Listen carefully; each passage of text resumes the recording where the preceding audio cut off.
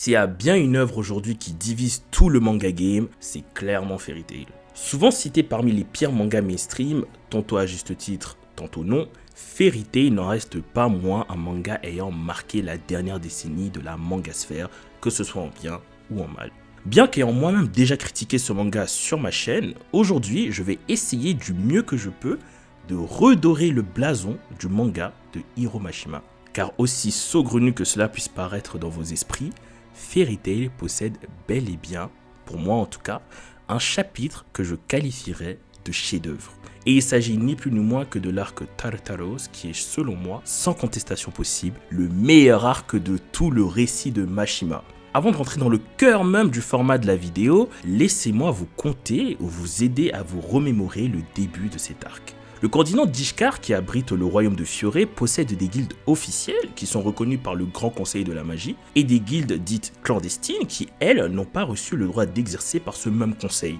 Étant hors la loi, ces guildes clandestines sont logiquement affiliées à des alliés puissants que l'on qualifie de guildes noires. Ces guildes noires sont soumises à un pacte de non-agression et forment ainsi ce qu'on appelle l'Alliance Baram. Cette alliance est dirigée par trois grandes guildes noires qui sont Ora Sensei, dirigé par Brain, Grimoire Art, dont le leader fut le second maître de Fairy Tail, Precht, alias Master Hades, et enfin celle qui nous intéresse aujourd'hui, Tartaros, dont le maître est officiellement IND, mais qui est en réalité dirigé par le roi des enfers, Marudo Giru-sama. Les membres de cette guilde ont pour particularité d'être tous des démons du livre de Zeref, programmés pour tuer le mage noir. Nos héros ont déjà d'ailleurs eu affaire à d'autres membres de l'Alliance Baram et sont à chaque fois ressortis en quelque sorte traumatisés de ces combats, évitant de justesse une catastrophe. Quant aux Oration 16, ils eurent affaire à leurs membres ainsi qu'à Maître Zero, évitant de justesse une catastrophe avec le Nirvana.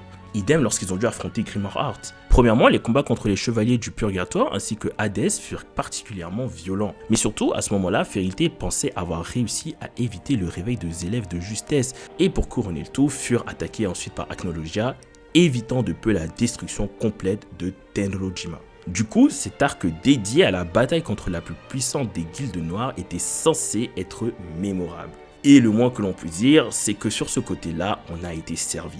Que ce soit le climat, les intrigues ou même le dénouement de l'arc, le thème de la guerre et de la bataille à mort est parfaitement maîtrisé par l'auteur ici. Ce qui me plaît le plus personnellement, c'est clairement cette espèce de tension omniprésente parfaitement retranscrite par les expressions des personnages, mais également par les OST et les openings dédiés à l'anime. Dans cet arc, Natsu et ses amis seront confrontés aux 9 portes démoniaques comportant Tempesteur l'immortel, Seira de la lune pâle, Ezuru le sabre long, Franmas la carapace, le Demon Slayer Furubasta Shiruba, Torafusa de l'obscurité, le nécromancien surnommé le moine ténébreux Kiss, Deidara alias Jackal, et enfin la chef des 9 portes démoniaques, Kyoka de l'étoile de la domination.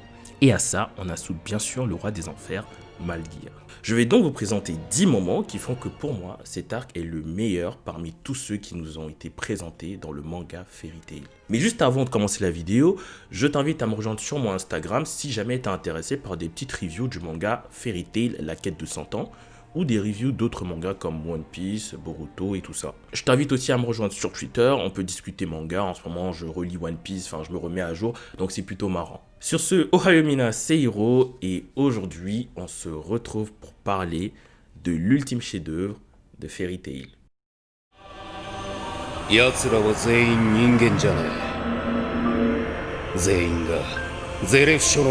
Je n'aurais, je pense, pas pu mieux choisir la première scène de cette vidéo.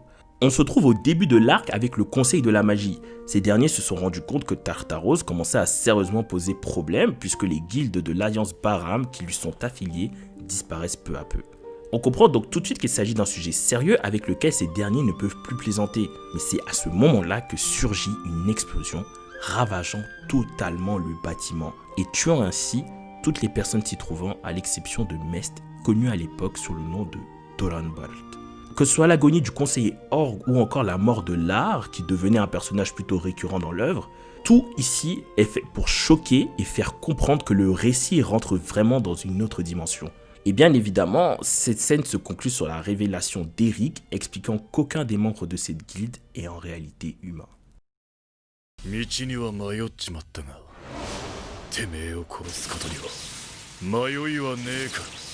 La seconde scène prend place pas très loin après la précédente puisqu'il s'agit du combat de Laxus face à Tempesta.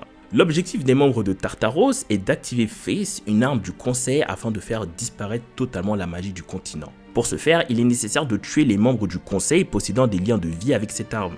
C'est pour ça d'ailleurs qu'ils commenceront à tuer tous les membres du conseil actuel. Et suite à ça, Tempesta, que l'on appelle la Calamité, fut mandatée par Kyoka pour aller tuer l'ancien conseiller Yajima. Et heureusement pour le vieil homme, l'unité Raijin et surtout Laxus étaient là pour le protéger. C'est ainsi que s'engagea un combat qu'on pourra qualifier d'éclair, que ce soit par le pouvoir de Laxus ou encore par rapport à la vitesse avec laquelle le Dragon Slayer mettra au tapis son adversaire. Cependant, bien que le petit-fils de Makarov surpassait son adversaire, ce dernier s'auto-détruira, propageant ainsi une forte quantité de démonoparticules dans l'air. Quantité qui fut absorbée par Laxus afin de sauver ses amis. Ce qui me plaît ici, c'est clairement le contraste entre l'ancien Laxus qui n'avait que lui-même pour ambition, allant jusqu'à oublier l'amitié de ses camarades, au Laxus qui est prêt à donner sa vie pour sauver ses mêmes camarades. D'ailleurs, le moment où Makarov ment sur l'état de la ville à Fried accentue ce sentiment omniprésent dans l'arc. Cette espèce de sentiment de désespoir. En tout cas, on peut ajouter ça aux nombreux actes de bravoure de celui qui se considère rempli de faiblesse. Jelal face aux Zoration 6. Mest, en échange de l'info que lui a donné Eric, fut contraint de relâcher la guilde noire d'Oration 6. Il enverra donc Jelal et Crime Sorcière pour raisonner voire contrôler les agissements de ces derniers. Qu'on se dise honnêtement, ce combat n'est pas spécialement épique et d'ailleurs je trouve qu'il y a bien mieux dans Fairy Tail. Mais ce qui le rend marquant pour moi, c'est vraiment toute la symbolique qu'il y a derrière. Jelal, qui a commis d'innombrables crimes mais qui a su se repentir, cherche à guider sur le droit chemin d'autres individus qui sont exactement comme il était. Parce qu'en réalité, dans ce combat, Jelal fait face à lui-même, à son lui du passé de qui il a pu s'affranchir. C'est pour ça qu'il tient à ce point à les délivrer du mal. Il veut que ces gens qui ont tant souffert puissent aujourd'hui connaître le véritable sens du mot liberté. Mot que seul Jelal, qui est lui-même un ancien criminel, peut le leur faire comprendre. Et c'est comme ça que, subjugué à la fois par son charisme, mais aussi par sa magie cosmique d'une puissance incroyable, Midnight et sa clique se rallièrent à Crime Sorcière. Je pense vraiment que le pire dans tout ça, c'est que tous les crimes que se reproche Jelal ont été commis contre son gré.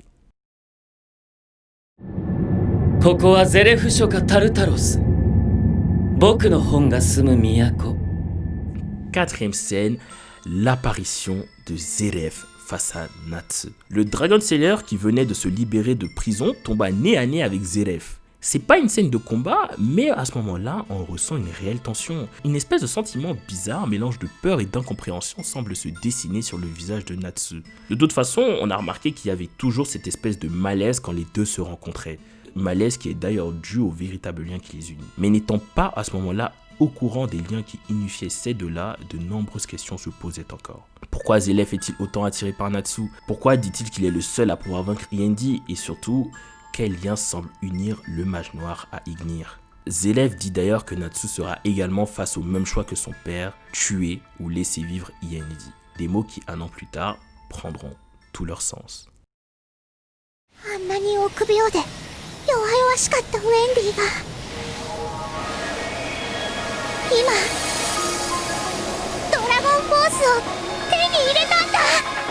Scène suivante, l'une de mes préférées dans cet arc, Wendy versus Ezel. Wendy est envoyée avec Charuru, alias Carla en VF, afin de stopper l'activation de Face. Une fois arrivée à destination, elle rentre dans une grotte sombre mais firent une rencontre contraignante puisque Ezel, une des 9 portes démoniaques, les y attendait.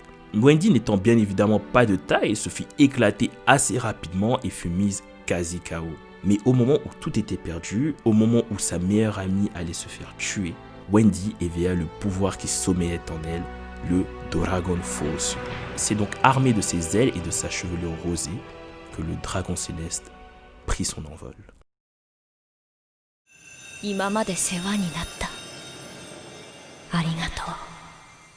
Roi des esprits contre roi des enfers. Une affiche plus qu'alléchante opposant le plus puissant des esprits à Marudo Giru. Cependant, j'ai trouvé ce combat assez décevant et je dirais que c'est l'un des rares points noirs de l'arc. En fait, si je mets cette scène ici, c'est pour une toute autre raison et je parle bien évidemment du sacrifice de Aquarius.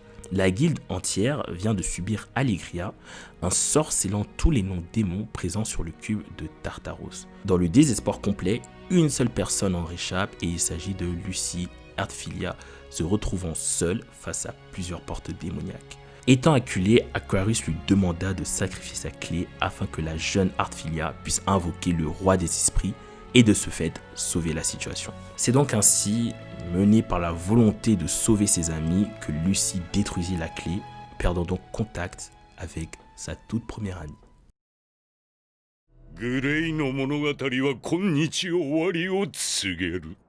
Ah là là, encore un de mes moments préférés de tout l'arc, les retrouvailles de Grey et de son père Shiruba.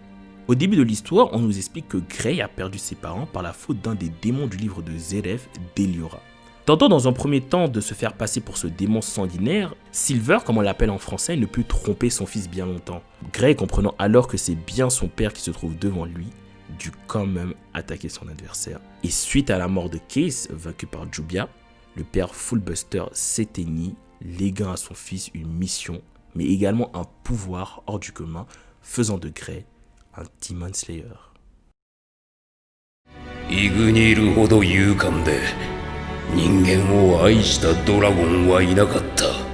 Prochain moment, la mort de Ignir et celle de tous les dragons.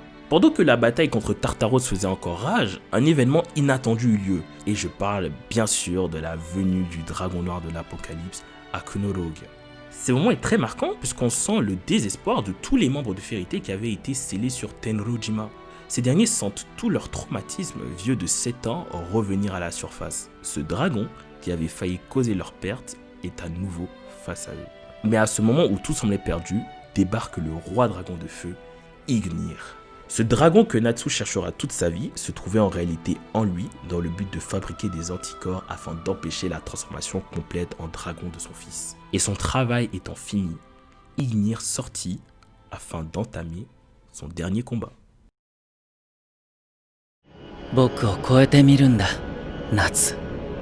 いや、エーテリアス、夏、ドラグニル。